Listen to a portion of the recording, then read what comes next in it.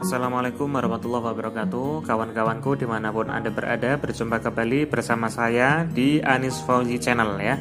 Hari ini saya akan membahas tentang matematika kembali ya. Dalam hal ini adalah bagaimana cara mencari KPK dan FPB secara cepat dan mudah ya. Kita akan belajar mencari apa? KPK dan FPB ya secara cepat dan mudah ya. Mengapa kita harus menguasai materi ini teman-teman ya?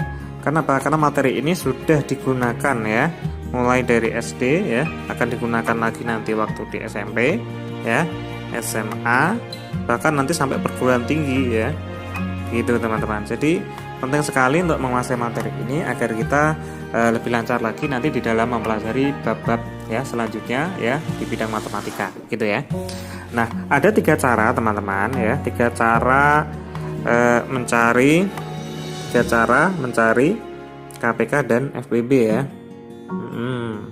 Ya, ini yang pertama adalah metode pohon faktor ya. Jadi nanti ada kayak cabang-cabangnya gitu ya, sehingga bentuknya seperti pohon. Kemudian yang kedua ya, itu adalah metode tegak lurus ya, metode tegak lurus. Kemudian yang ketiga ya, itu adalah metode sisir. Karena apa? Karena disisir ya, seperti sisir bentuknya ya. Metode sisir atau disisir satu-satu ya dari kiri teman-teman ya. Ini sebenarnya adalah prosedur ya, adalah prosedur atau ya prosedural ya. Ini sebenarnya adalah metode atau prosedural atau cara tadi ya. Baik, contoh langsung saja ya. Jadi tanpa basa-basi kita akan memberikan contoh langsung ya. Contohnya antara cari KPK dan juga FPB dari berapa teman-teman? 15 dan 27 gitu ya, misalkan ya. Nah, cari nih KPK dan FPB 15 dan 27 ya. Oke, caranya bagaimana? Kita mulai dengan yang pertama, itu adalah metode pohon faktor ya. Metode pohon faktor itu adalah kita mencari atau mengubah ya bentuk-bentuk angka yang akan dicari ini dalam bentuk faktornya ya. Faktor dari bentuk apa ya? Jadi merubah misalkan 15, maka nanti akan kita rubah ya. Kita cari pohon faktornya ya, sehingga nanti ketemu faktornya dalam bentuk perkalian bilangan prima, teman-teman. Nah, pembaginya berapa? Pembaginya itu adalah bilangan prima ya, dimulai dari 2, 3 ya. 2, 3, 5, 7, 11 dan seterusnya ya. Nah, kalau 15 maka kita ambil 3 ya. Kalau 2 kan tidak bisa membagi, berarti kita ambil 3. Jadi 15 itu adalah 3, 15 dibagi 3 adalah 5 ya. Ya, 5 ini sudah bilangan prima ya, berarti berhenti gitu aja lah ya. Oke, kemudian 27. Ya, 27 dibagi 2 nggak bisa ya. Nah, maka kita bagi dengan 3 ya. Kita bagi dengan 3. Ya, 27 dibagi 3 adalah 9 ya. Nah, ini bentuknya ada cabang-cabangnya. 9 dibagi berapa lagi bilangan primanya? 3 ya. Nah, 3. Nah, ini ketemunya 3. Nah, 3 sudah bilangan prima sendiri ya, berarti berhenti ya. Sehingga 15 itu bisa dinyatakan ya dalam bentuk perkalian bilangan prima, yaitu 3 dikali 5 ya. Saya nulis titik atau kali ini sama artinya ya. Kemudian kalau 27 itu sama saja dengan ya ini kan 3 dikali 3 dikali 3 ya, berarti 3-nya pangkat 1, 2, 3 ya. 3 kali 3 kali 3 sama dengan 3 pangkat 3 ya. Ya, 3 pangkat 3. Nah, lalu kalau dengan metode pohon faktor ya, KPK-nya itu berapa gitu ya. KPK-nya berapa? Rumusnya adalah kalau pohon faktor kalikan semua faktor ya. Di sini kan faktor dalam bentuk primanya adalah 3 sama 5 nih. Kita tulis dulu 3 sama 5 ya. 3 sama 5. Kalikan semua faktor. Jika ada faktor yang sama, pilih pangkat terbesar ya. Ini ada faktor 3, ini ada faktor 3 ya. Ini 3 ini berarti 3 pangkat 1 ya. 3 ini 3 pangkat 3 ya. Kalikan semua faktor. Jika ada faktor yang sama, pilih pangkat terbesar. Berarti kita ambil 3 pangkat 3. Yang kita ambil adalah 3 pangkat 3. 3 pangkat 3 dikali 5 ya. 3 pangkat 3 itu adalah 27 teman-teman ya. 27 dikali 5. 27 dikali 5 berapa? Ya, 20 dikali 5 itu 100 ya. 7 kali 5 35, berarti 100 ditambah 35 135 ya, betul. Kemudian FPB nya berapa kan gitu ya. FPB itu adalah kalikan faktor yang sama, pilih pangkat terkecil. Ini ada yang sama di antara 15 sama 27 berapa? 3 ya. Berarti kita pilih di 3. 3-nya kita pilih 3 pangkat 1 apa 3 pangkat 3? Kita pilih pangkat terkecil. Berarti 3 pangkat 1 sama dengan di 3. Jadi ya, FPB-nya adalah 3, KPK-nya adalah 135 ya. Semoga paham ya. Yang pertama metode pohon faktor. Kemudian kita lanjutkan dulu dengan metode sisir ya. Ya, kita coba mulai dari nomor 3 dulu ya, 1, 3. Karena yang metode tegak lurus ini cukup amazing ya, cukup menantang ya. Nanti di terakhir saja ya sebagai surprise gitu. Metode sisir ya, bilangannya masih sama, yaitu 15 sama 27 ya. Metode sisir begini nulisnya ya. 15 sama 27 ini kita tulis dulu dua bilangan itu ya. Kemudian kita garis seperti ini, kemudian kita sisir ya. Cari bilangan yang bisa membagi ya 15 dan 27 ya. Kira-kira berapa? Ya, pembaginya berapa sih? Dimulai dari bilangan prima ya.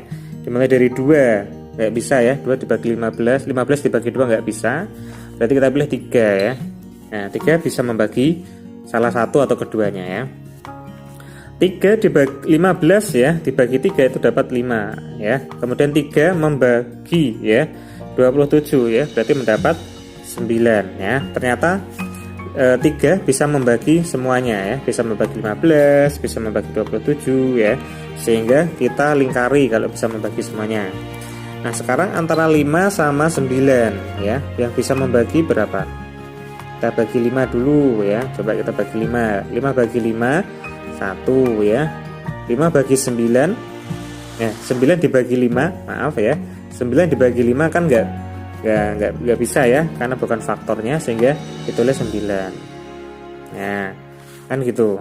Nah, kemudian ini sudah 1 ya, berarti 5-nya ini sudah berhenti. Sekarang kita fokus ke 9 ya. 9 bisa dibagi berapa? 3 kan gitu ya. Bisa dibagi 3. 1 dibagi 3 kan berarti nggak bisa kan. Nah, lebih kecil, kita bicaranya bilangan bulat ini ya. Ini berarti 1 ya. Yang kalau sudah ketemu 1 berarti ke bawah tetap 1. 9 dibagi 3 berarti 3 ya. 3-nya di sini tidak dilingkari seperti yang ini ya. Kenapa? Karena dia hanya bisa membagi salah satu bilangan ya. Kemudian 1 sama 3 ya, berarti ini adalah 3 lagi ya. Satunya tetap 1 karena tidak bisa dibagi. 3 dibagi 3 ini 1. Nah, kalau sudah ketemu 1 sama 1 berarti dia berhenti. Nah, berarti FPB-nya ya, FPB-nya teman-teman itu adalah ya yang bisa membagi keduanya, yaitu 3 ya. Nah, kebetulan di sini hanya yang mendapat lingkaran hanya satu angka, yaitu 3, berarti FPB-nya adalah di 3. Itu ya, teman-teman. Kemudian KPK-nya berapa ya? KPK-nya itu dikalikan semuanya. Ya. Dikalikan semuanya ini ya, dikalikan. Sisir penyisirnya ini dikalikan, yaitu 3 dikali 5 ya. 3 dikali 5 dikali 3 dikali 3. 3 dikali 5 dikali 3 ya, dikali 3. Berarti berapa? 3 kali 3 kali 3 27 kali 5 sama ya, berarti 135. Ya, ini metode yang kedua. Metode yang ketiga, yaitu metode sisir ya, teman-teman ya. Ini juga sering digunakan sama anak-anak di sekolah ya. Nah, kemudian yang kedua nih. Yang kedua ya.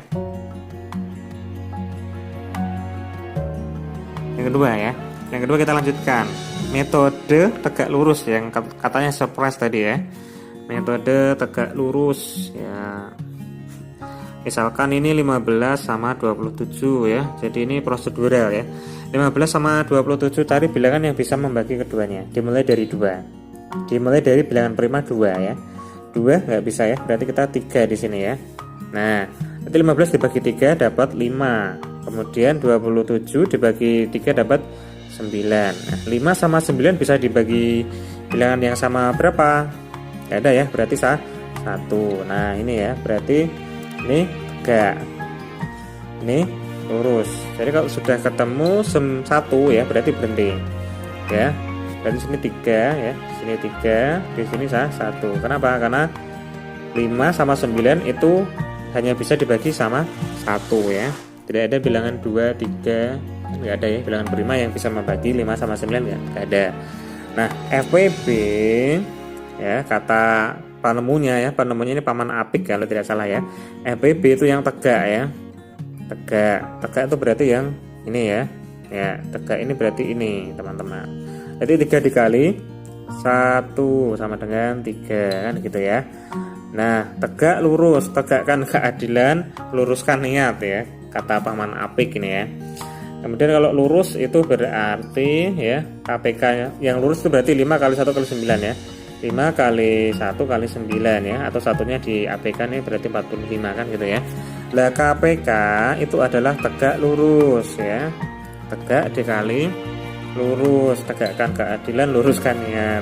Tegaknya tadi ketemu 3 ya, kemudian lurusnya itu 45 ya, atau langsung ditulis enggak apa-apa.